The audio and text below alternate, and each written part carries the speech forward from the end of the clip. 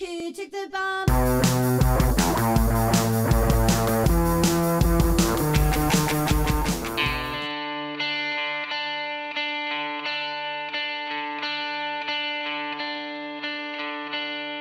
Pour la recette du sandwich, vous prenez 2 jambons plein de flotte, du cheddar coupé en tranches, un peu de French si vous voulez, et mon topping secret, quelques petites chips pour le croustillant du sandwich. Voilà un sandwich bien gourmand et bien croquant. Our brains, everything we watch, listen to, read, tells us to be careful, to be wary, to keep ourselves safe. So we constantly think of safety. All right, well, welcome to Balcony House. Nous sommes à Mesa Verde National Park où nous visitons la Balcony House. C'est une visite avec un ranger, on monte des échelles, on rampe, etc. Et on visite donc ces maisons où vivaient les gens, elles sont, vous allez le voir, construites dans des alcôves face au vide. C'est assez impressionnant.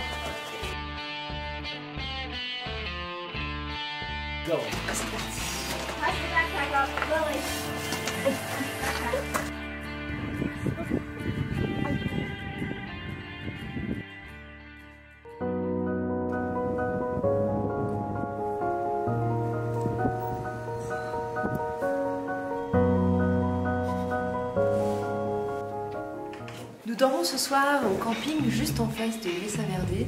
On est d'abord venu parce qu'on avait vraiment besoin de prendre une douche. Ça faisait 2 jours qu'on ne s'était pas douché. Les joies du camping. Et finalement on s'est dit bon bah tant qu'on est là, on va peut-être prendre un emplacement prêt. Et après, et ben. Oh la vache!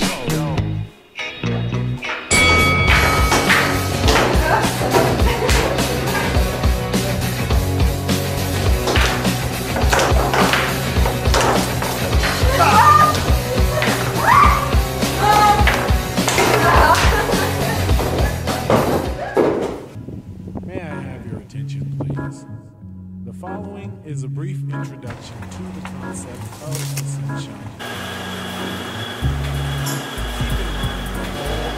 J'ai testé un petit fabricant de café local, un cappuccino assez grand. Ça a l'air très bon. Recently, I've seen MCs coming through while I was at home on my couch watching the boob tube, fighting like a roughneck just to stay. Nous voici à Durango, là l'une des plus grandes villes du Colorado, et elle est notamment célèbre pour son vieux train des années 1800 qui continue à fonctionner aujourd'hui pour les touristes, mais qui apparemment parcourt des miles au milieu de canyons et de forêts, c'est magnifique. Et on est arrivé un peu trop tard et ça prend trop de temps, mais voilà, en tout cas on va visiter au moins la gare.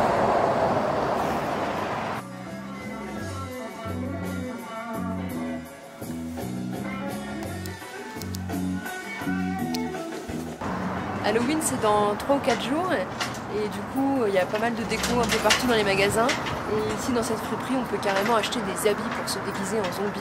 Ils sont complètement défoncés.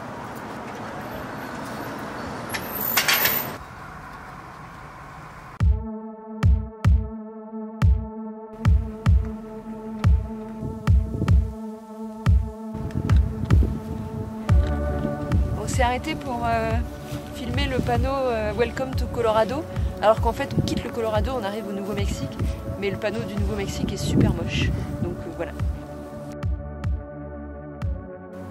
C'est jeudi matin, on a dormi au lac du Héron, on a pour une fois pas eu froid, on a acheté un 3e sac de couchage hier au Walmart pour être sûr d'avoir un peu moins froid.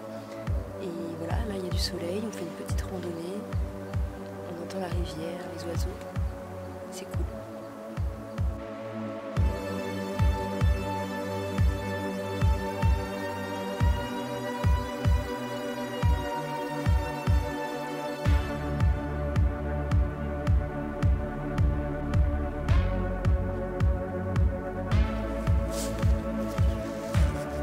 Qu'est-ce qui vient de se passer là, Gaëtan? Voilà, on était en train de remonter le chemin et il y a 2 énormes araignées qui se sont braquées, là, qui se sont mises sur les marches, qui nous ont regardés et qui sont retournées. Il y en a une des 2 qui s'est enfuie et l'autre elle s'est retournée comme ça. Puis elle nous a montré ces 2 gros dards qui sont derrière là comme ça. Et puis elle a levé les pattes genre ah, je vais te lâcher les gros dards. Je vais piquer. Sans moi. Bon, bah, je t'abandonne, hein. Salut, hein. Je me casse. On voit la neige. On voit la neige. Nous sommes au Nouveau-Mexique et quand on pense au Nouveau-Mexique, on pense Walter White en slip dans le désert, en train de faire de la meth, du sable blanc, enfin voilà, à perte de vue du soleil. En fait, pas du tout. C'est de la neige.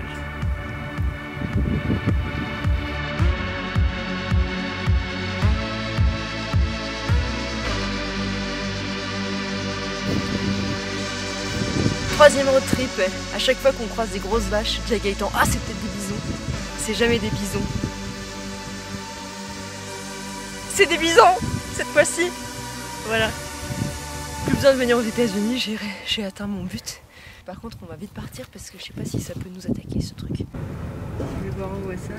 La meuf en train de conduire et de prendre des photos. Tellement dangereux. Nous sommes à quelques miles de Taos au Nouveau-Mexique. Et sur le bord de la route, on a remarqué pas mal de maisons qui étaient à moitié enterrées. C'était un peu bizarre. On s'est arrêté et en fait, il s'agit d'une communauté qui s'appelle Earthship. Ils ont construit un petit village et leurs maisons ne sont faites que de matériaux recyclés. Donc on a des pneus, des bouteilles en verre, des canettes. Toute leur énergie est renouvelable. Donc il y a pas mal de panneaux solaires un peu partout. Mais c'est assez rigolo. Des canettes. Nous sommes au Rio Grande Gorge avec cet énorme pont qui franchit donc le Rio Grande. Et on va vite aller monter sur le pont pour avoir le vertige. Ah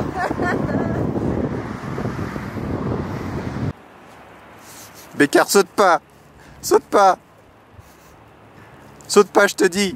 Je ferai la vaisselle, promis! Oh putain, j'ai pas le vertige d'habitude, mais là, on est à 169 mètres de haut, quelque chose comme ça, et à chaque fois qu'il y a une voiture qui passe, le pont fait... Voilà, c'est un peu flippant.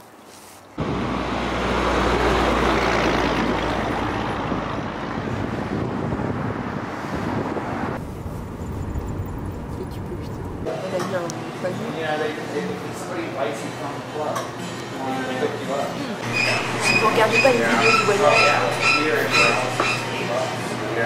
Nous sommes jeudi, il est 19h, cela fait 2 heures que nous sommes sur un camping près du Rio Grande. Il fait de plus en plus froid. Et on s'est dit, on va aller dans un motel.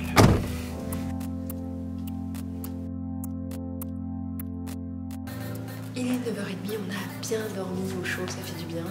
Et là, on va aller prendre le petit-déj. Pour atteindre le coffee shop, on passe par une magnifique galerie avec plein de belles œuvres d'art.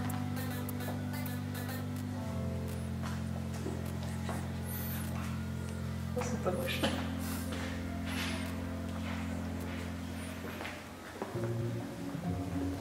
Nous voici arrivés à Taos Pueblo, un village indien qui date d'il y a plus de 1000 ans et qui est toujours habité aujourd'hui par 9 familles.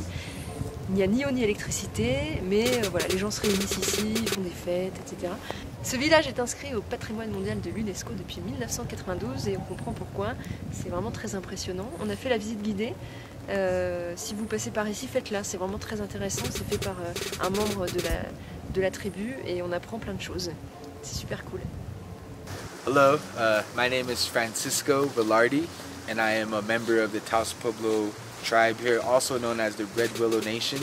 And my native name, also my nature name, is Flying Hawk, and they call me Dawkatel Yemei.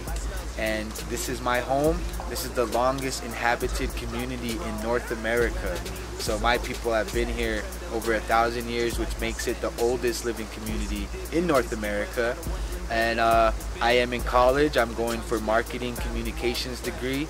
I am also a local hip-hop artist, and I have a group from here. Check it out, Potency.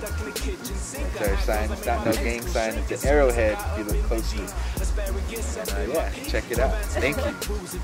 Truthfully, all I got to say is presumably that's you, not me. Pew! That loud smells like Pepe Le Pew that was left on Le Dew or a Taos Mesa brew. Everyone in the room, put your hands to the roof and inhale all the bodies. Tell me no reason, but it's when you feel alright.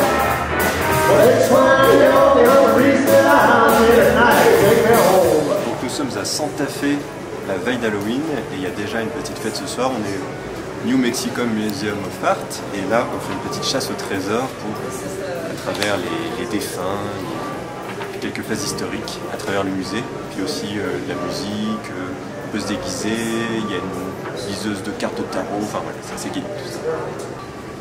On a notre première réponse, maintenant il faut qu'on passe à la deuxième énigme. La chasse au trésor continue, donc on est passé dans le musée d'à côté.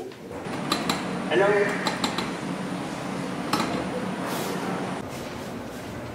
On a trouvé la dernière réponse, qui était pourquoi les gens dans les années 60 sont venus à Santa Fe et au Nouveau-Mexique en général. Et en fait c'était parce que c'était des hippies et c'était un état plein de hippies qui commençaient à ouvrir des fermes, etc. et qui vivaient tous ensemble.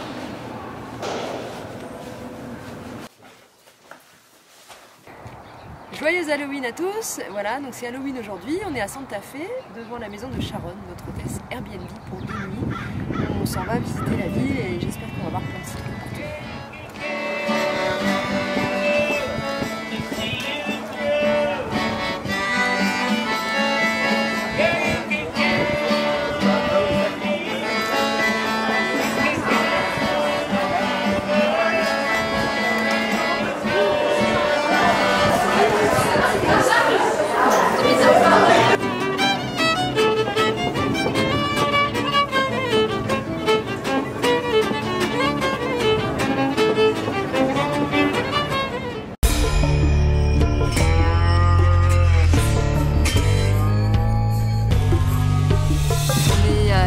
On a fait le trajet depuis Santa Fe et on est en face de la maison de Walter White de Breaking Bad. Voilà, et il y a un mec qui lui ressemble vraiment très bizarrement, donc on ne sait pas si c'est genre lui ou un méga fan qui a voulu faire sosie. Voilà, il est en train de marcher vers nous. Hold on a second.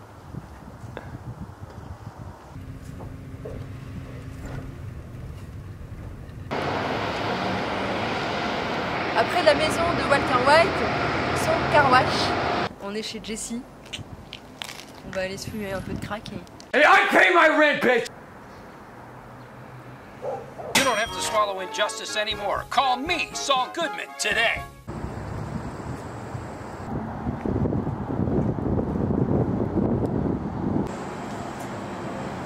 Nous sommes dans la ruelle où Jimmy, qui s'appelle pas encore Saul, fait le coup de la montre. Il trouve un cadavre par terre, et il détrousse le gars et la montre vaut 5 000 $, et après ils se partagent la thune et c'est toute une embrouille. I'm keeping the money. C'est là. Alors là, on est devant la maison du frère de Saul Goodman dans la série Better Call Saul. Mais petite déception, il n'y a pas la boîte aux lettres dans laquelle on doit ranger nos portables et nos appareils électroniques.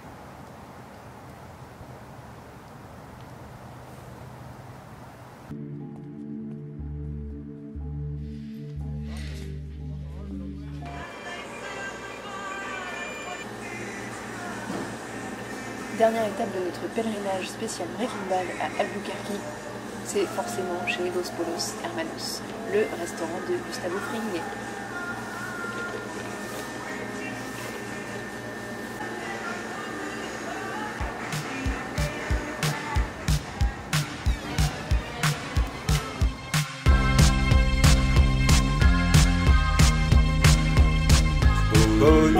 Qu'est-ce qui vient de se passer, Gaëtan? I was peeing in front of the Rio Grande, yeah. It was funny. I was like, psst, like the mannequin pissed, you know. And I heard something, someone, and I thought, oh, it's my wife. But not, it was not my wife. It was 3 women, yeah. With appareil photo. With some, taking pictures of me peeing in front of the Rio Grande. And I was like, whoops. And I was like, oh, yeah, great panorama.